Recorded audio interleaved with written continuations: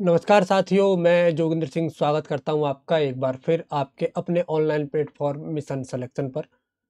Good evening सभी को, very very good evening. जो बच्चे क्लास के साथ जुड़ गए हैं, एक बार आप सभी जो है इस क्लास को शेयर कर दीजिएगा, जिससे कि और भी जो बच्चे हैं वो क्लास के साथ जुड़े और उन्हें भी इसका लाभ प्राप्त हो सके। याद रखिएगा, ये जो क्लास है ये आपकी बेसिकली 10 मिनट की क्लास है। और आज हम क्या करेंगे, आज हम 3 संगठनों के बारे में जानेंगे जिनसे रिलेटेड क्वेश्चन आपके एग्जाम में आ जाते हैं, जैसे सार्क, आसियान और ओपेक। इन 3 संगठन के बारे में आज हम यहाँ पर जानने वाले हैं। तो पेन पेपर लेकर बैठिएगा, जो कुछ भी बताया जाए उसको लिखना है। जो कुछ भी यहाँ पे बताया जाएगा आपको उसको आपको लिखना है। Good evening, good evening. चलिए, विनोद, नेहा चौधरी, बहुत दिनों बाद बच्चे। अभिषेक, स्मृति, बाबूराम, पापा, निशा की शेरनी, पापा की शेरनी है ये, चलो ठीक है। निशा, अभिषेक, दिव्या, मंजू, मनीषा, अभिषेक, टीना गोगोई, जितेंद्र घोचू यादव, पानीपुरी, रवि यादव, सनाया शर्मा, दिव्या मीना, घोचू। चलिए, बहुत अच्छे सारे बच्चों को वेरी वेरी गुड इवनिंग। अब ये क्लास स्टार्ट हो रही है। पीछे जो आप देख रहे हो ये क्या है, ये है आपके मंजिल बैच। क्या है ये? मंजिल बैच है।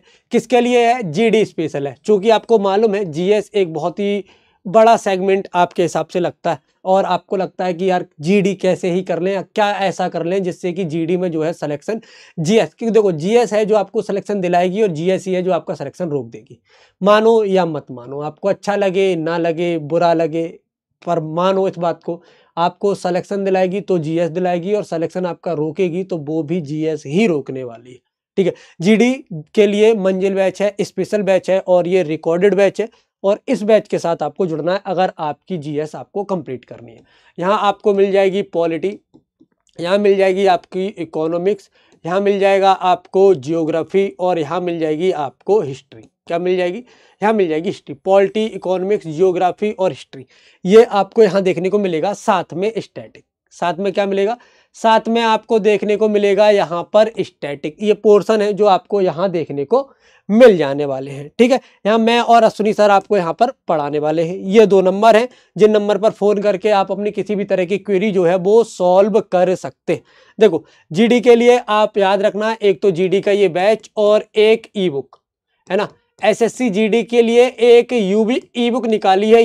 ये 2 चीजें वो हैं जो आपको वाकई में क्या कर सकती हैं, जो आपको जीडी में अगर किसी तरह की प्रॉब्लम्स होगी तो उसको जो है आपकी सॉल्व कर सकती हैं जीएस की। ठीक, आज हम क्या करने वाले हैं? तो भाई आज हम करने वाले हैं आपके संगठन। सबसे पहले हम क्या देखेंगे? सबसे पहले हम देखेंगे सार्क। कौन सा? सबसे पहले हम देखेंगे सार्क को। ठीक है, क्या देखेंगे? सबसे पहले हम देखेंगे सार्क को। और अगर हम सार्क के बारे में बात करें तो सार्क की जो स्थापना है ये कब की गई है? सार्क की जो स्थापना है ये की गई है आपकी 8 दिसंबर 1985, है ना। इसकी जो स्थापना है ये कब हुई है? ये हुई है आपकी 8 दिसंबर 1985 की इसकी स्थापना है, ये याद रखिएगा। ठीक है, इसका हेडक्वार्टर जो है वो कहां पर है? तो याद रखिएगा इसका हेडक्वार्टर हो जाएगा आपका काठमांडू में। कहां हो जाएगा? इसका जो हेडक्वार्टर है ये हो जाएगा आपका काठमांडू में, ये याद रखिएगा। ठीक है, प्रथम बैठक इसकी कहां हुई थी? अगर हम बात करें सार्क देशों की तो जो प्रथम बैठक है ये कहां हुई है? ये हुई है ढाका में। कब? 8 अगस्त 1985 को। कब? 8 अगस्त 1985 को पहली बैठक जो है वो कहां हुई है? तो जो पहली बैठक है ये हुई है आपके कहां पर? आपके ढाका में। कहां हुई है? ये हुई है आपके ढाका में, ये याद रखिएगा। ठीक है, इसका पूर्ण रूप क्या है? अगर मैं सार्क के बारे में बात करूं तो जो सार्क है, सार्क का पूर्ण रूप क्या हो जाएगा? इसका पूर्ण रूप हो जाएगा आपका दक्षिण एशियाई, हिंदी में दोनों में पूछ लेता ना, दक्षिण एशियाई क्षेत्रीय, दक्षिण एशियाई क्षेत्रीय सहयोग संगठन।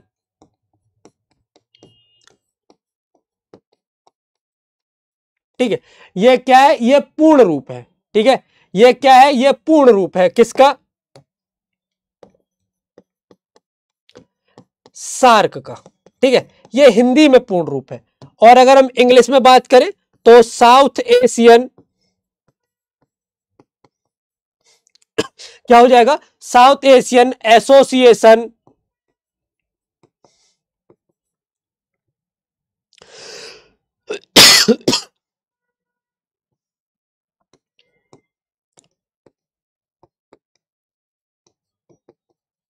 फॉर रीजनल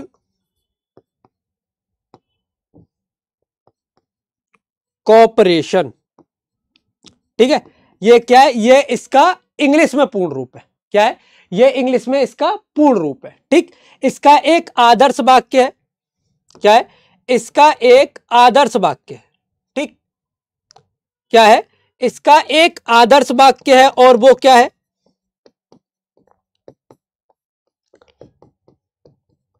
इसका एक आदर्श वाक्य और वो है शांति समृद्धि के लिए गहन एकीकरण। क्या है, शांति और समृद्धि के लिए गहन एकीकरण। शांति और समृद्धि के लिए गहन एकीकरण। शांति और समृद्धि के लिए गहन एकीकरण, ये क्या है, ये इसका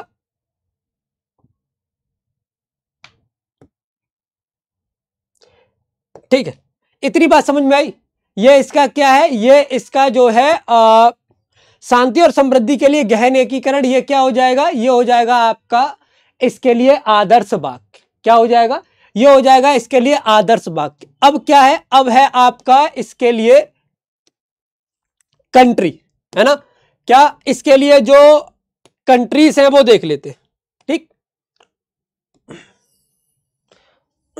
कौन कौन सी कंट्रीज, कौन कौन से देश हैं जो इसके सदस्य हैं। ठीक है, चलिए, ये सदस्य देश है इसके। क्या है, ये सदस्य देश है। कौन कौन से सदस्य देश हैं, ध्यान से देखो, अफगानिस्तान, भूटान, मालदीव, पाकिस्तान, बांग्लादेश, इंडिया, नेपाल और श्रीलंका, है ना। अफगानिस्तान, भूटान, मालदीव, पाकिस्तान, बांग्लादेश, इंडिया, नेपाल और श्रीलंका, ये क्या है, ये इसके सदस्य देश है। यहां तक चीज क्लियर है तो बताओ, यहां तक चीज क्लियर है यहां तक चीज क्लियर है तो एक बार बता दो कि हाँ, यहां तक चीज जो है वो क्लियर है। ठीक है, बढ़िया। ठीक,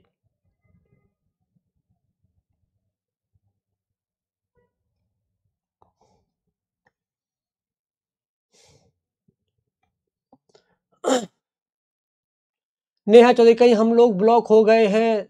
नहीं नहीं, आपका कमेंट आ रहा, ब्लॉक नहीं हो। ठीक है, शांति समृद्धि के लिए गहन एकीकरण, यहां तक क्लियर है तो बता दो कि हम थम्स अप कर दो कि यहां तक क्लियर है। अगर इतना क्लियर है फिर अगले की ओर चलते हैं, और वो क्या हो जाएगा, 4 4 8 है ना, हाँ ठीक। अगला हो जाएगा आपका ओपेक।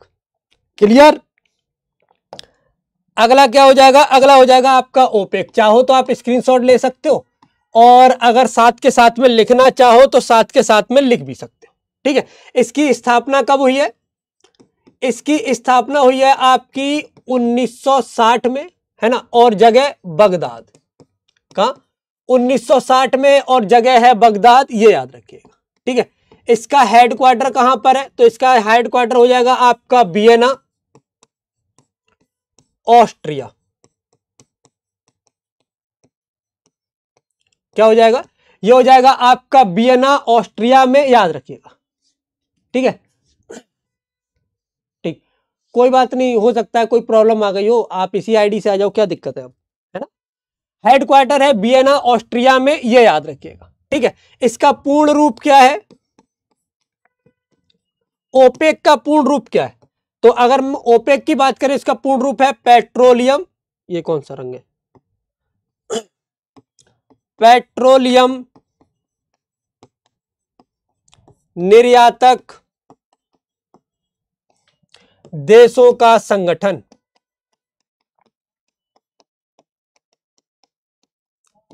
क्या हो जाएगा, पेट्रोलियम निर्यातक देशों का संगठन, ये हो जाएगा ओपेक का पूर्ण रूप। अच्छा, अगर हम ओपेक जो है इसके बारे में बात करें, द, अंग्रेजी में the organisation,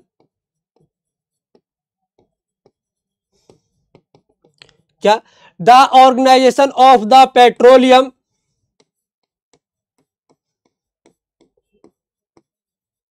the organisation of the petroleum exporting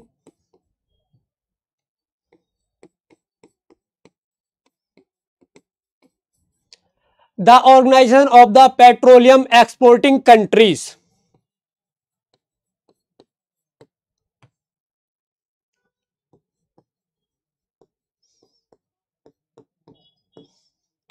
ठीक है, ये क्या हो जाएगा, ये इसका पूर्ण रूप है। ठीक है, ये क्या है, ये इसका पूर्ण रूप है।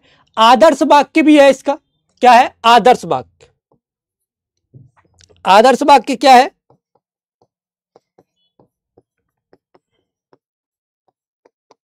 आदर्श वाक्य है इसका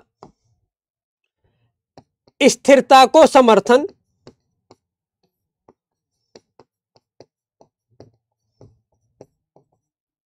क्या है इसका आदर्श वाक्य है, स्थिरता को समर्थन और समृद्धि को बढ़ावा।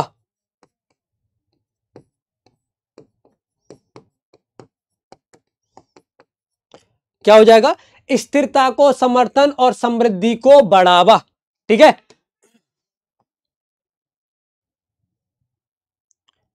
क्लियर है यहां तक? किसी को कोई दिक्कत है तो बता सकता है। यहां तक क्लियर? अगर आप लोगों ने क्लास को शेयर नहीं किया है तो क्लास को शेयर जरूर कर देना। अगर आप लोगों ने क्लास को लाइक नहीं किया है तो आप वो भी कर सकते हो। दोनों काम है जो आपको करने। सर सार का क्या जी सर, क्या हो गया पानीपुरी? अरे उन्हें छोड़ो, तुम बताओ तुम्हें ये समझ में आया कि नहीं आया? 10 मिनट हो गए तो क्या हुआ, बंद कर दूं क्लास? बंद कर दूं, इसके आगे ना पढ़ाऊं? तुम कहो तो ना पढ़ाऊं, बंद कर देता हूं, कोई दिक्कत नहीं है मुझे तो। अगर आप चाह रहे हो इसके आगे ना पढ़ाया जाए, मैं बंद कर दूं, तो मैं बिल्कुल बंद कर सकता हूं। आप कहो एक बार कि नहीं पढ़ना हमें इसके आगे, फिर देखो तुम एक बार, है ना, कहो कि नहीं पढ़ना आपको। ये है इसकी मेंबर कंट्रीज। ठीक है, ये क्या है, ये हो जाएंगी इसकी मेंबर कंट्रीज। ठीक है,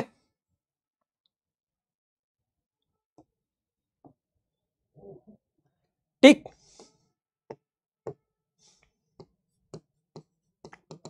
सदस्य देश कौन से, ये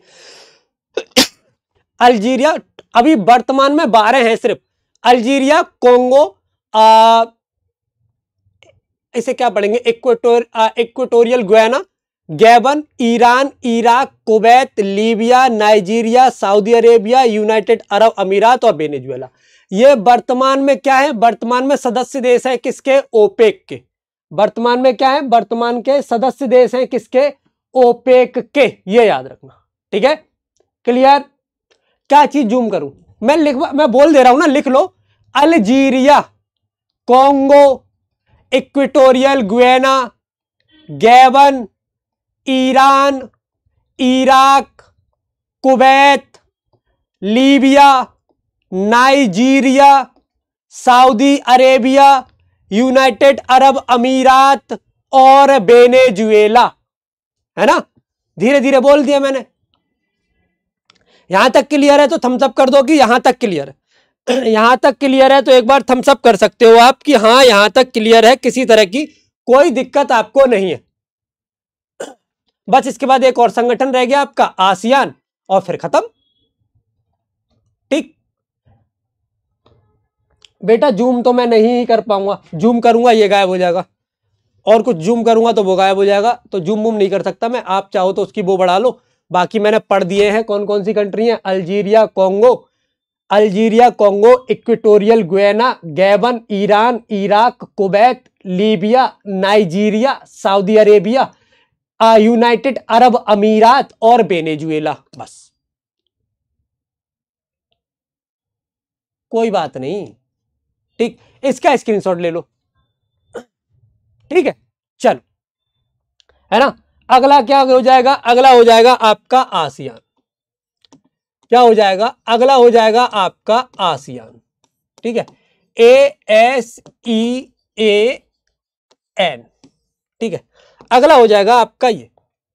ठीक, स्थापना इसकी कब हुई है, तो इसकी स्थापना हुई है आपकी 8 अगस्त 1967। कब हुई है, 8 अगस्त 1967। कहां पर हुई है, बैंकॉक, थाईलैंड में। कहां पर हुई है, बैंकॉक, थाईलैंड में। कहां हुई है, बैंकॉक, थाईलैंड में हुई है, ये याद रखना। ठीक है, कहां, बैंकॉक थाईलैंड में इसकी स्थापना हुई है। ठीक, इसका हेडक्वार्टर क्या है? इसका हेडक्वार्टर है जकार्ता, और ये कहां पर है? ये है इंडोनेशिया में।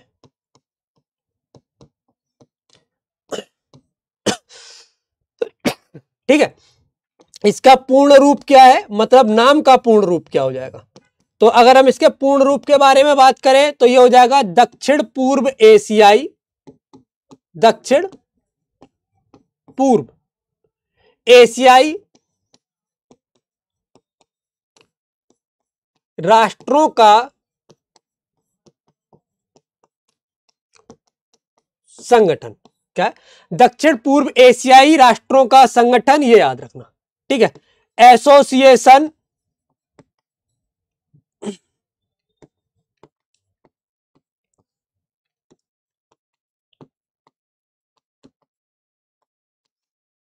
ठीक है, क्या हो जाएगा? Association of south east, association of south east Asian Nations.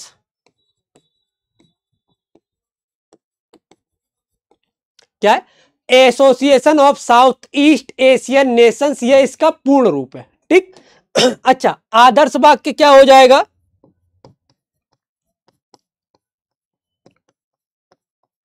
क्या हो जाएगा? आदर्श वाक्य जो है वो इसके लिए क्या है? वो है एक दृष्टि, एक पहचान। ठीक है, एक दृष्टि, एक पहचान, एक समुदाय।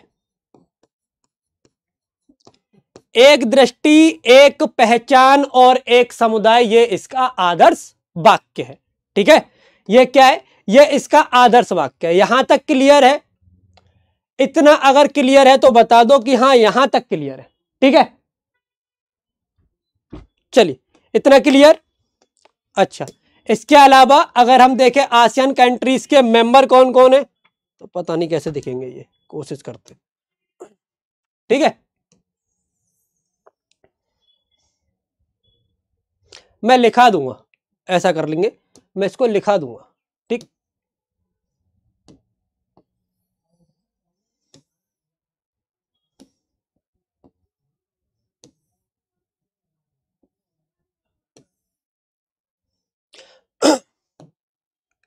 रुक जाओ, मैं इसे लिखा दूंगा, टेंशन ना लो। ठीक, सदस्य देश,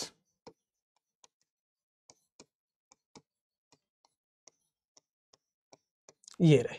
ठीक,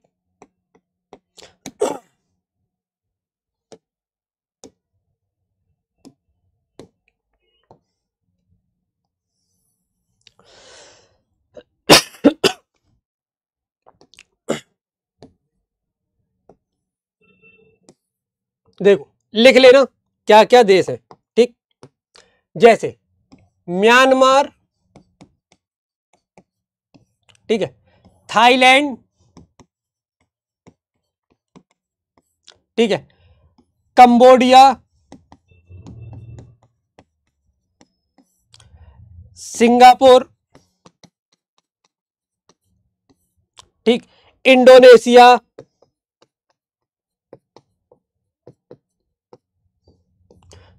ठीक है, मलेशिया,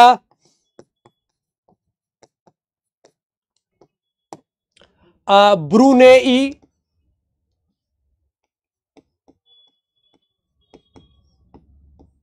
फिलीपींस, ठीक है, लाओस, वियतनाम। ठीक है, अब तुम्हारी मैचिंग करा दूं मैं, जिससे कि दिक्कत ना हो। दिख रहा है? बढ़िया दिख रहा है।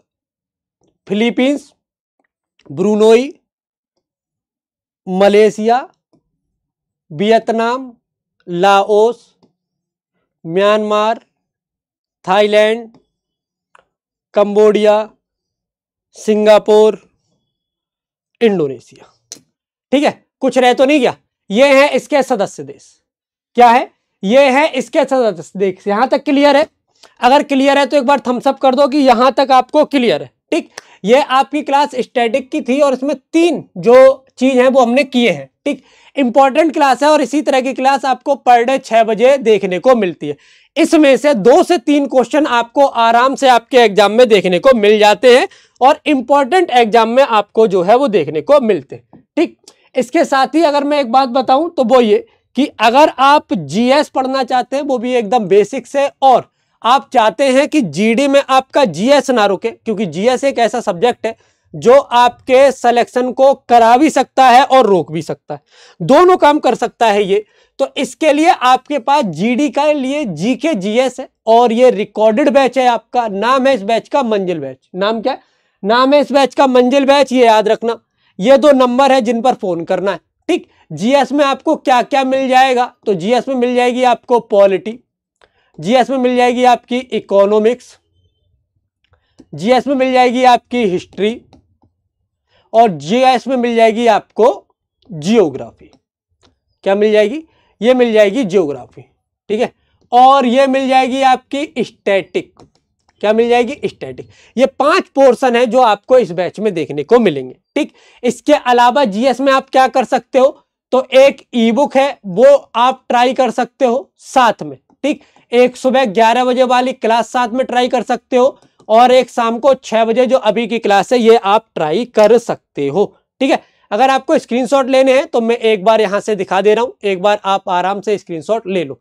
एक बात मैं बता दूं, जीएस वाकई में एक बड़ा सब्जेक्ट है और एक अच्छा सब्जेक्ट है, लेकिन प्रॉब्लम यह है आपको लगता है कि आप इसे टैकल नहीं कर सकते, लेकिन अगर आप एक बार बुद्धि से काम ले और बहुत ज्यादा हड़बड़ाए ना, है ना, और एक सटीक रणनीति के साथ चले तो आप जीएस में सबसे बेहतर और सबसे ज्यादा नंबर लेकर आ सकते हैं और इतने नंबर लेकर आ सकते हैं कि वो आपको मेरिट में भी ऊपर तक लेके जा सकता है। ठीक है, 4 कंट्रीज हैं ये, है ना।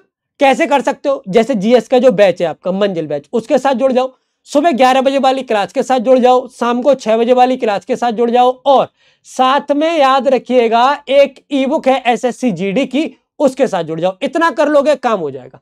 इसका स्क्रीनशॉट नहीं लिया है तो ले लो, इसका स्क्रीनशॉट नहीं लिया है तो ये भी ले लो, इसका स्क्रीनशॉट नहीं लिया है तो इसे भी आप ले सकते हैं और एक स्क्रीनशॉट इसका जो है वो आपको बनता है, तो आप इनका स्क्रीनशॉट ले लेना। आराम से पॉज कर करके जो है आप इनका स्क्रीनशॉट ले सकते हैं। ठीक है, पॉज कर करके जो है आप इनका स्क्रीनशॉट ले सकते हैं। ठीक है, याद रखिएगा जीएस के लिए किस बैच के साथ जुड़ना है, और वो बैच जो आपको जीएस के सारे क्वेश्चंस हल करवाएगा और आपको सिलेक्शन दिलाएगा, और वो है आपके लिए, ये है मंजिल बैच किसका? जीएस का। ये थी आपकी आज की क्लास। आज की क्लास के लिए इतना ही, नेक्स्ट क्लास में मिलेंगे। और हाँ, शाम को 6 बजे जरूर जुड़िएगा। कब? शाम को 6 बजे आपको जरूर जुड़ना है। आज की क्लास के लिए इतना ही, नेक्स्ट क्लास में मिलते हैं, तब तक के लिए जय हिंद, जय भारत।